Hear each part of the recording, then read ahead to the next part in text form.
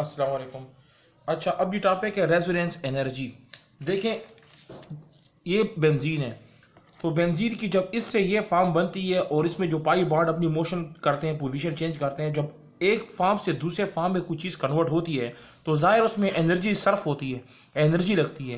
Pi bond अपनी energy use करता है, सिग्मा बॉन्ड अपनी एनर्जी यूज़ करता है, पूरा बेंजीन एनर्जी यूज़ करता है। उसके बाद इसके एक फार्म से दूसरे फार्म में एनर्जी कन्वर्ट होती है। आप गाड़ी में एक जगह से दूसरी जगह जाएंगे तो गाड़ी में पेट्रोल डालेंगे कि नहीं?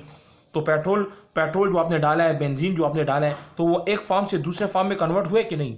तो उसकी जब फार्म कन्वर्ट होती है तो उसको कहते हैं रेजोनेंस एनर्जी। कि उसकी जो मुख्तलिफ शेप्स आप देख रही होती हो, जो मुख्तलिफ शेप्स आपको नजर आते हैं, इससे ये बन रहा है, इससे ये बन रहा है, इससे ये बन रहा है, तो ये एक मुख्तलिफ फार्म में कन्वर्ट होते हुए इसकी एनर्जी करने लगती है। इसके पाई बॉन्ड्स में सारा कमाल होता है। ठीक है, हर पाई बॉन्ड की अपनी एनर्जी है। फर्ज करें कि अगर मैं एक सिंगल बॉन्ड लेता हूं, तो देखिए ये सिंगल बॉन्ड है, मैंने एक बॉन्ड को लिया है, तो एक बॉन्ड को तोड़ने के लिए दो हाइड्रोजन चाहिए। तो इस फॉर एग्जाम्पल ये साइक्लोहेक्सीन है, क्योंकि इसमें डबल बॉन्ड मौजूद है तो इस वजह से इसको साइक्लोहेक्सीन कहा जाता है। अगर ये हाइड्रोजन मैं इसके अंदर ऐड करूंगा तो ये हाइड्रोजन जाके इसको बॉन्ड को ब्रेक करेगा ना।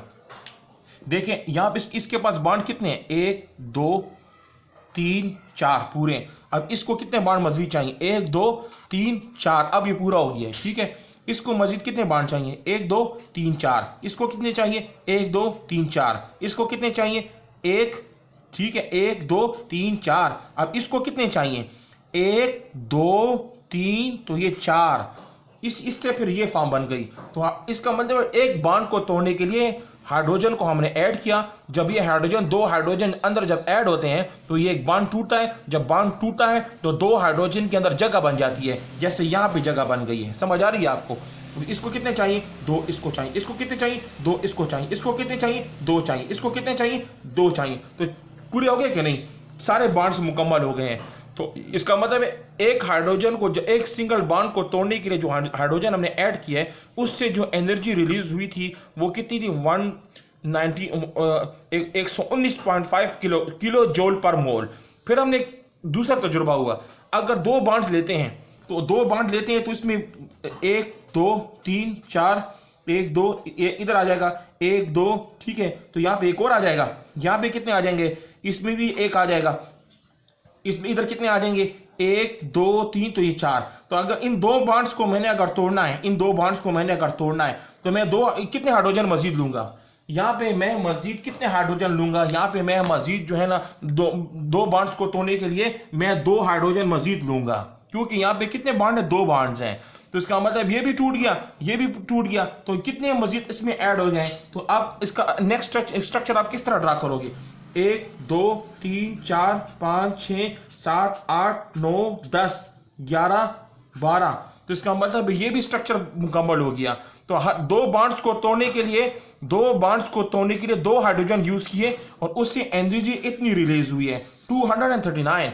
इसका मतलब है एक बॉन्ड यूज किया तो इतनी एनर्जी, दो बॉन्ड्स को तोड़ने के लिए 2 हाइड्रोजन को हमने लिया तो उससे इतनी एनर्जी रिलीज हुई। तो अगर मैं 3 बॉन्ड ले लेता हूं, मिसाल साइक्लोहेक्साट्राईन लेता हूं, साइक्लोहेक्साट्राईन, कितने हाइड्रोजन मैं लूंगा, तो यहां पे मजीद मैं 3 हाइड्रोजन लेऊंगा, तो 3 2 6, 3 2 6। तो इसका मतलब है यहां पे इन तीनों बॉन्ड्स को मैं तोड़ूंगा तो क्या होगा, एक यहां पे एक बॉन्ड चाहिए, इधर भी एक चाहिए, इधर भी एक, इधर भी एक, इधर भी एक, इधर भी एक। ठीक है, अब मैं इन तीनों बॉन्ड्स को तोड़ूंगा तो ये 3 2 6, तो 6 के 6 अंदर आ जाएंगे।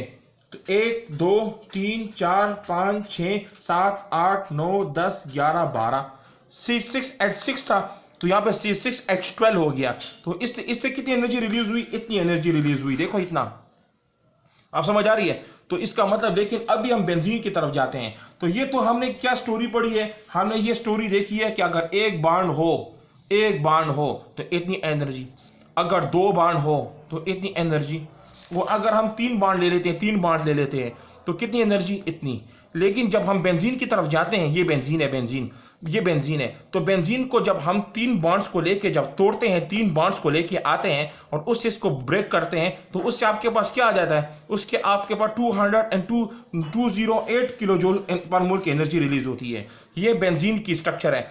ये सिंगल बॉन्ड की भी आपको समझ आई, डबल बॉन्ड की भी आपको समझ आई, और जब ट्रिपल बॉन्ड आया तो तब भी आपको समझ आ गई। ठीक है, ट्रिपल बॉन्ड से भी इतनी एनर्जी है। अब मैं इस सब का स्टोरी सुनाता कि अगर ये बेंजीन के में 3 हाइड्रोजन ऐड किए थे तो उससे इतनी एनर्जी रिलीज आई है। तो अब इस सारी की सारी सिचुएशन की में हमने ये देखा है कि टोटल हमारे पास कितनी एनर्जी आई है, 358 ये एनर्जी आई है। ये 358 कितनी कहाँ से आई है, 358, ये 358 का मतलब ये होता है हमने इनको ऐड किया है। देखो ये इसको इसको इसको इसको और दूसरा जो है ना इसको हमने जब इसके साथ ऐड किया है तो हमारे पास जो आपके पास जो आंसर आया था इतना है। तो जब उसको हमने जब बेंजीन की जो एनर्जी है उसके साथ माइनस किया तो हमारे पास टोटल कितना आया है, ये आया है। इसका मतलब है कि जो बेंजीन की जो रेजोनेंस एनर्जी है वो आपके पास रेजोनेंस एनर्जी इतनी आती है, जिसका मतलब है कि बेंजीन जो है ना उसकी टोटल एनर्जी स्टेबलाइज्ड फॉर्म में उसकी इतनी एनर्जी जो है वो रिलीज होती है। तो अब इसका मतलब है कि हर बॉन्ड में अपनी एनर्जी पड़ी होती है, सिंगल में भी है, डबल में अपनी पड़ी है, ट्रिपल में अपनी पड़ी हुई है। तो इसका मतलब है कि अगर एक एक को अलग अलग अगर तोड़ा गया, मिसाल के तौर पर देखो, मिसाल के तौर पर एक बॉन्ड तोड़ा, ठीक है, एक बंदा अगर गाड़ी को धक्का देता है तो इतनी एनर्जी यूज होती है, इतनी एनर्जी जो है कंज्यूम होती है। अब 2 इंसान फॉर एग्जाम्पल गाड़ी को धक्का देते हैं, इतनी एनर्जी है, और अगर 3 बंदे गाड़ी को धक्का देते हैं तो कितनी एनर्जी होती है, इतनी। सिंगल बॉन्ड, डबल बॉन्ड और ट्रिपल बॉन्ड। लेकिन अगर ऑलरेडी बेंजीन के अंदर अपनी एनर्जी मौजूद होती है ऑलरेडी, उसमें हम इनपुट देते हैं, तो ये आपके पास बेंजीन का एग्जांपल है, और ये आपके पास एक हाइड्रोजन, 2 हाइड्रोजन, 3 हाइड्रोजन, ये आपके पास रेजोनेंस एनर्जी की स्टेबिलिटी के बारे में आपको प्रूव हो गया कि बेंजीन की हर बॉन्ड्स की अपनी स्टेबिलिटी होती है। सही है, थैंक यू।